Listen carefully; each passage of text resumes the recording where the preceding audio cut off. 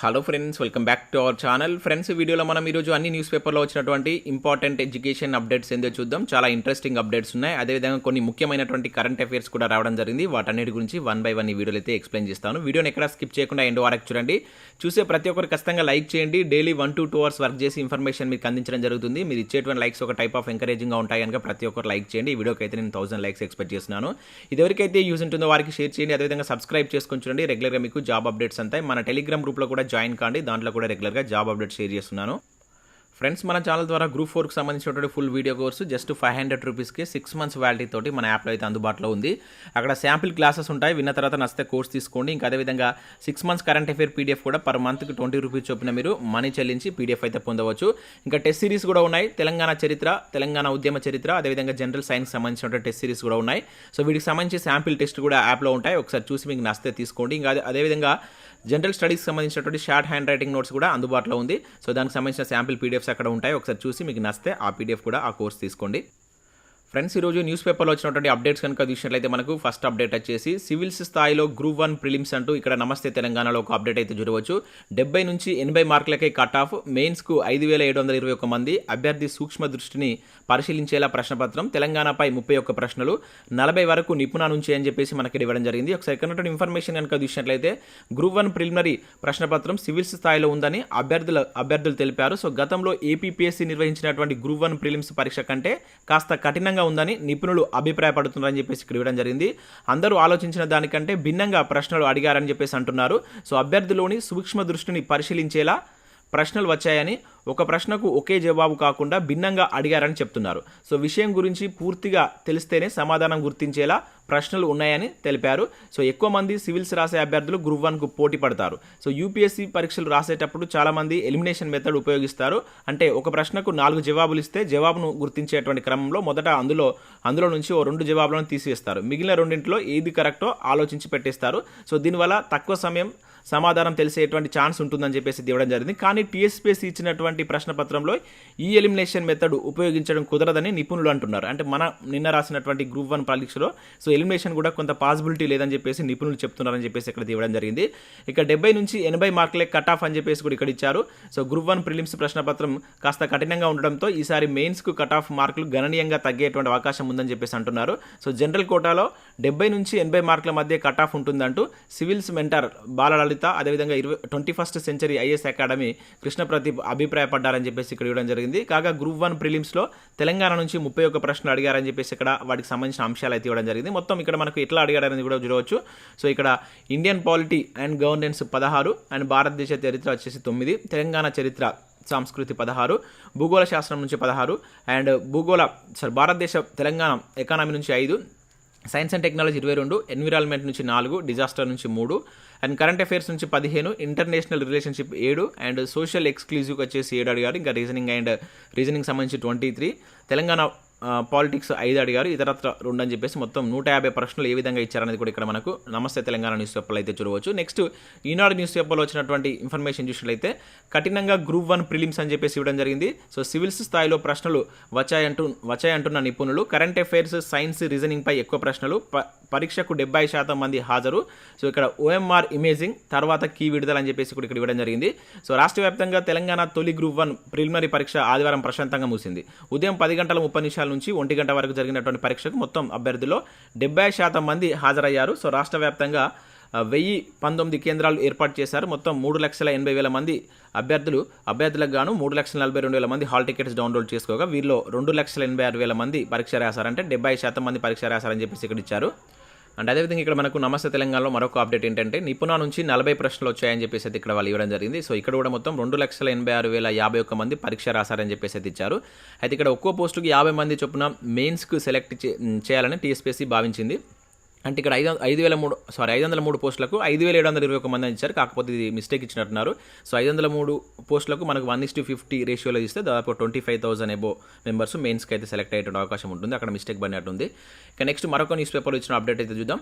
So ఇదే మనకు ఈనాడు news పేపర్లో కంటిన్యూషన్ న్యూస్ కనుక చూసినట్లయితే కఠినంగా గ్రూప్ 1 ప్రిలిమ్స్ అంటూ చూడవచ్చు.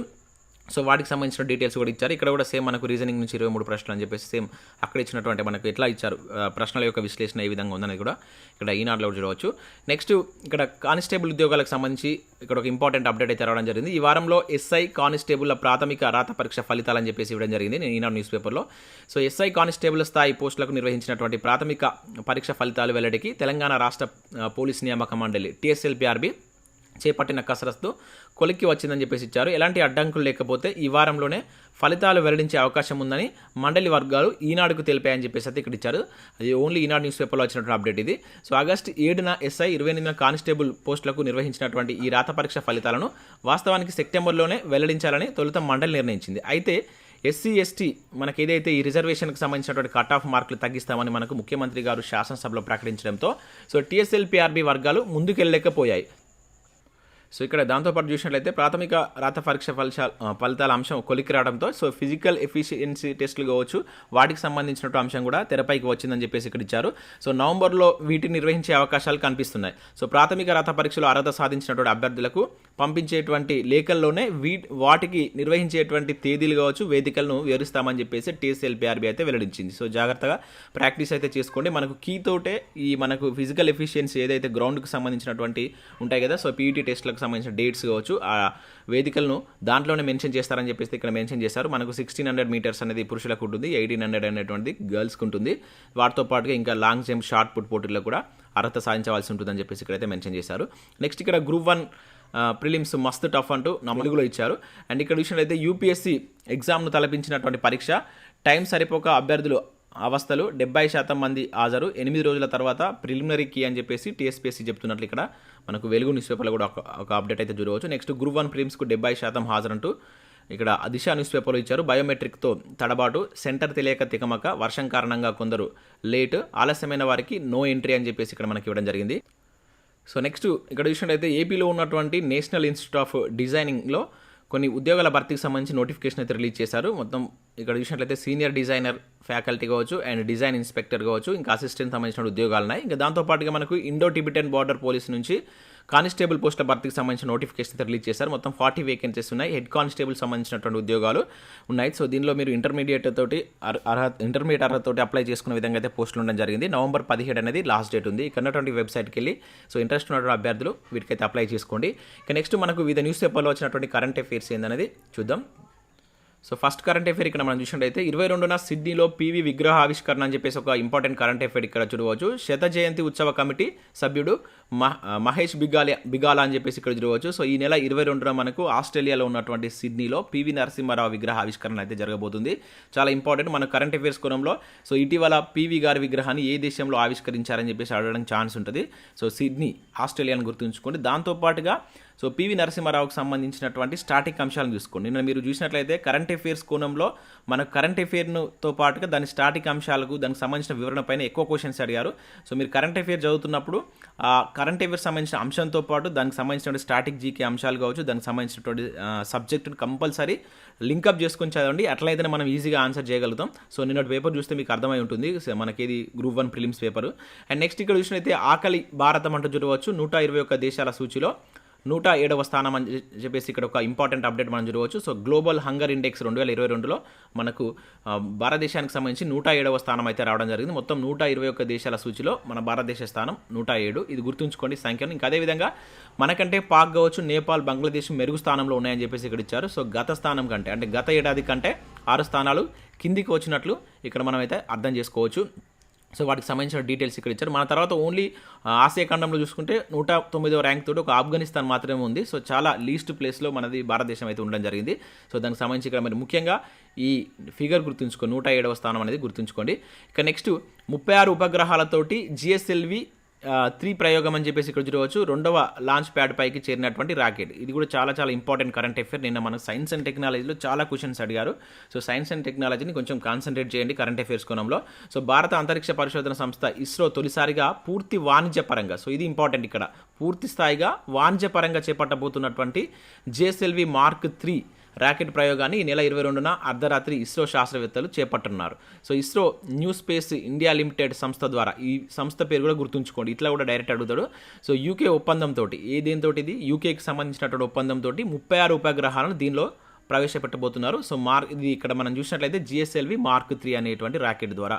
సో దీనికి సంబంధించి మళ్ళీ మనకి 22 తర్వాత కంప్లీట్ డీటెయిల్స్ కూడా వస్తాయి. సో ఇదైతే మనకు వార్తల్లో ఉంటున్న అంశం కనుక ఇక్కడ చూడడం జరుగుతుంది. నెక్స్ట్ ఇక్కడ మరొక ఇంపార్టెంట్ కరెంట్ అఫేర్ విషయంలో అయితే ఇవన్నీ మనకు ఇవాళ వచ్చినటువంటి నిన్న మనం వీడియో చేయలేదు కనుక అవి కూడా ఇక్కడ యాడ్ చేసి చెప్తున్నాను. సో ఆసియా కప్ విజేత భారత్ అంటే ఇక్కడ మనం చూడవచ్చు 7వ ఆసియా కప్ టైటిల్ను కైవసం చేసుకున్నటువంటి భారత మహిళల జట్టు. సో ఇక్కడ 7th టైం అనేది గుర్తుంచుకోండి. సో ఈసారి కూడా మనకే వచ్చిందని చెప్పేసి గుర్తుంచుకోండి. సో ఇది జరిగినటువంటి ప్లేస్ ఎక్కడంటే మనకు బంగ్లాదేశ్లో జరిగిందండి ఫైనల్ మ్యాచ్. సో అది కూడా ఇంపార్టెంట్, జరుగుతున్నటువంటి దేశంకి సంబంధించి ఆడడానికి ఛాన్స్ ఉంటుంది. సో మనకు రీసెంట్గా మెన్స్ ఆసియా కప్ కూడా కంప్లీట్ కావడం జరిగింది. అది ఎవరికి వచ్చిందనేది కింద నాకు కామెంట్ రూపంలో తెలియజేయండి. ఈసారి 2022 ఆసియా కప్ అనేటువంటి ఎవరికి వచ్చిందని కామెంట్ రూపంలో తెలియజేయండి. సో ఇవి మనకు వివిధ న్యూస్ పేపర్లో వచ్చినటువంటి education updates and current affairs సంబంధించినటువంటి అంశాలు. సో వీడియో నచ్చినట్లయితే లైక్ చేసి మీ మిత్రులకైతే షేర్ చేయండి. Thanks for watching. Thank you.